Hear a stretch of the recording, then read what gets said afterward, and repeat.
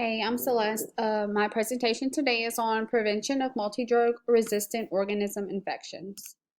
So what is a multi-drug resistant organism infection? MDRO is an infection that is caused by an organism, usually bacteria, that is resistant to one or more classes of antimicrobial agents. They are frequently resistant to most available antibiotics. And here are a few different types of those organisms. And so what are some ways we can prevent these infections?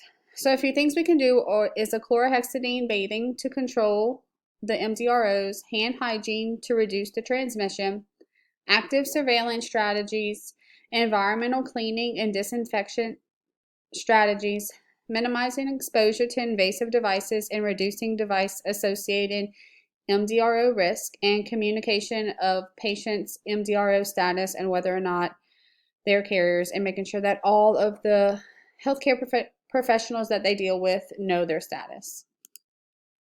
And so what are some risk factors for these infections? So if a person has an existing severe illness, an underlying chronic condition such as diabetes, chronic kidney disease, if they've had previous prolonged use of antibiotics, any type of invasive medical procedure such as dialysis, catheters, any numerous admissions to hospitals or any type of admissions to any kind of healthcare facilities or any long stays at those facilities puts them at risk, as well as being elderly or immunocompromised.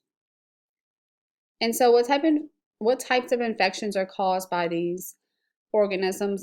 They could be bloodstream infections, lung infections, urinary tract infections, wound infections, skin infections, and surgical site infections. And so for my BSN Essential, I chose quality and safety. So a concept for quality and safety is to apply quality improvement principles in care delivery. This can be done by administrative support, such as ensuring prompt and effective communications of patients that are known to be colonized and infected with these organisms, as well as providing the necessary number and appropriate placement of hand washing sinks and alcohol-based sanitation dispensers in their facilities to make sure that transmission is reduced or prevented, and then contribute to a culture of patient safety. So nurses and other healthcare members using standard precautions such as effective hand hygiene, as well as using contact precautions and isolation practices when necessary, and to make sure we use these precautions for the appropriate amount of time for each situation. So the CUSIN concept that I chose is safety.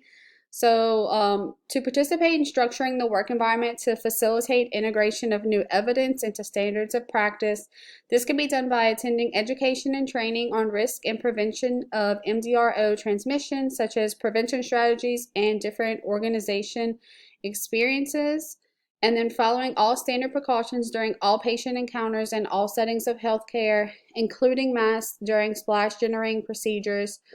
This really should be for all types of patient care, because sometimes we don't know the status of the patient, and that can just prevent transmission if we just use those precautions all the time. And then also to value the need for continuous improvement in clinical practice based on new knowledge.